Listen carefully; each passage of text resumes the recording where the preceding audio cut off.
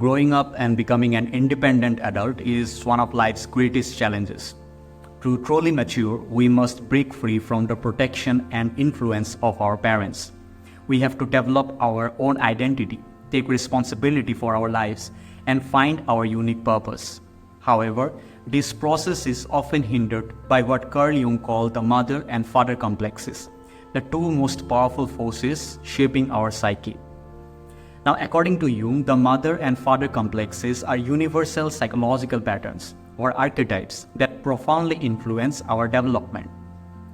While they are shaped by our actual parents, these complexes go beyond our personal experience. At their core, they represent the fundamental feminine and masculine principles. The mother complex embodies the realm of the unconscious, the source of life, creativity, emotion, and our capacity for relationships. The father complex represents the world of structure, order, meaning, and our ability to navigate external reality. We first encounter these principles through our parents or early caregivers.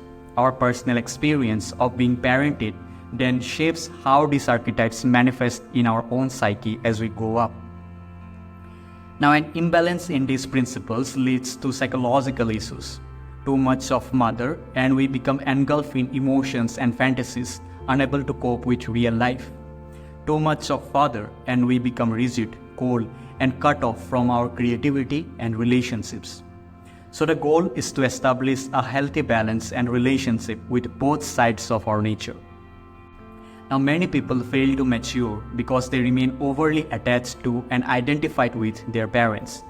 They continue to behave either as a child, always seeking love and approval, or they simply imitate their parents without establishing their own identity. Now, their reactions to life and relationships are not authentically their own, but are unconsciously determined by their parents' influence. They have no real independence or ability to embrace life's challenges. This often appears in two ways.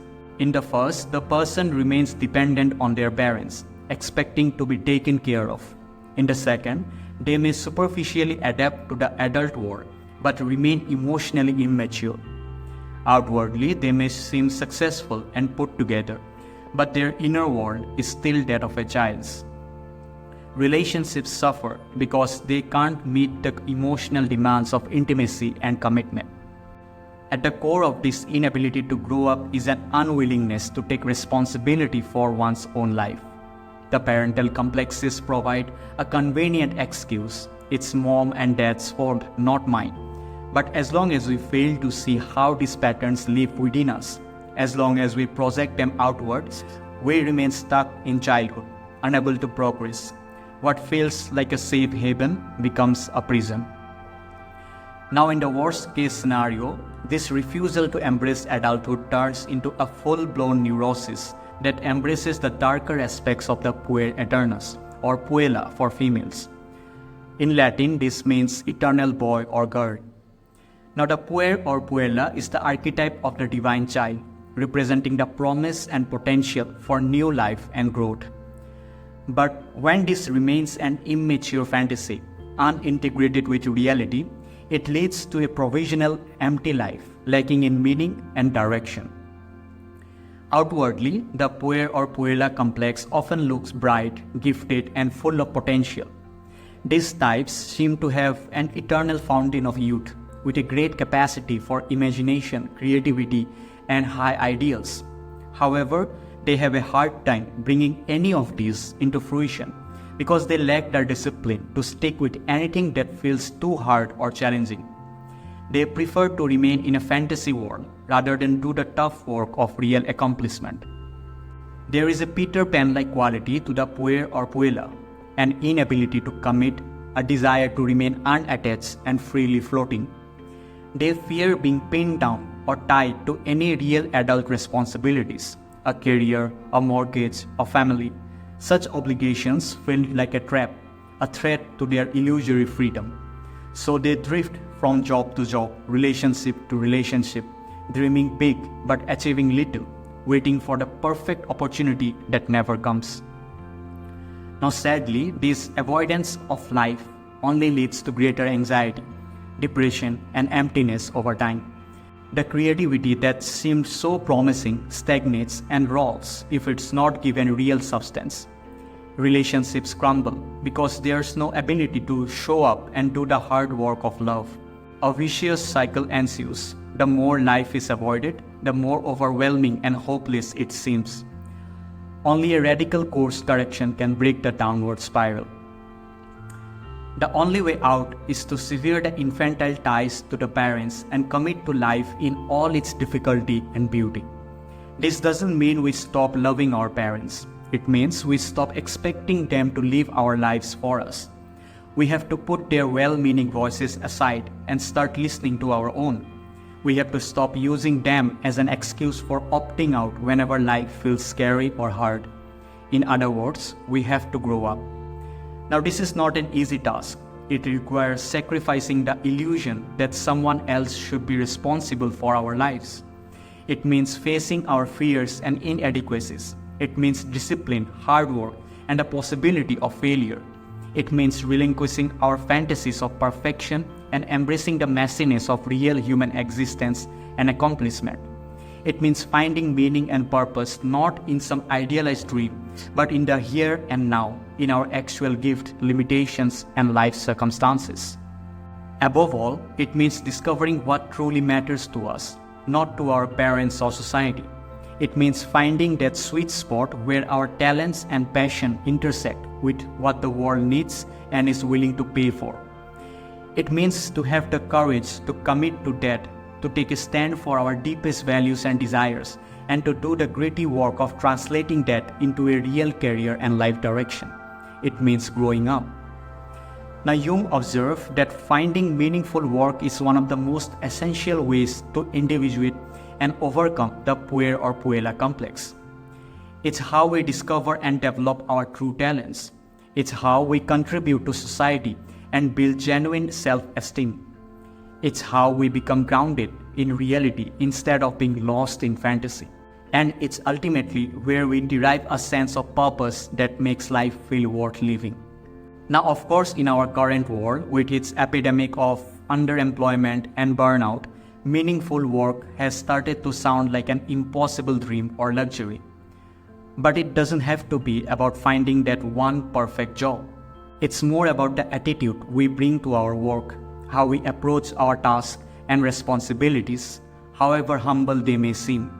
It's about developing a mature commitment and competence and a self-respect that flows from that. Paradoxically, it's the Puer or Puella's gifts that can make work deeply meaningful. If properly harnessed, their creativity, passion, and high ideals are not liabilities but assets. They are what the world desperately needs. But these gifts only find their true power and impact when they are joined to an adult capacity for responsibility, discipline, and sustained effort in service of something larger than the ego's childish demands for attention and glory. Ultimately, it's not so much about what we do, but the spirit in which we do it. Even the most mundane job can be a place to develop character, contribute value, and grow in self-mastery. And this in turn tends to open doors to more expansive opportunities over time. The Puer or Puella energy is still there, but now it's in service of life, not in flight from it. The divine child becomes a divine adult. Now, in myths and fairy tales around the world, there is an archetypal story of the hero's quest. The hero must leave the safety and comfort of home, enter the darkness of the unknown, confront great dangers and challenges, and eventually win some great treasure or elixir that restores life and wholeness to the world. Now, this is a metaphor for the human journey of growth and individuation. For the Puer or Puella, this treasure hard to attain is the mature self. It is the pearl beyond price that we must be willing to sacrifice everything for: our illusions, our complacency, our childish demand for ease and perfection and rescue. We must be willing to descend into the underworld of our fears, weakness, and shadows. We must learn to rely on our own wits and resources, not on mom and dad. We must develop our skills and face our limitations. We must find our unique calling. In short, We must take full responsibility for our lives and commit to the long, hard, joyful work of becoming more fully ourselves in service of the world.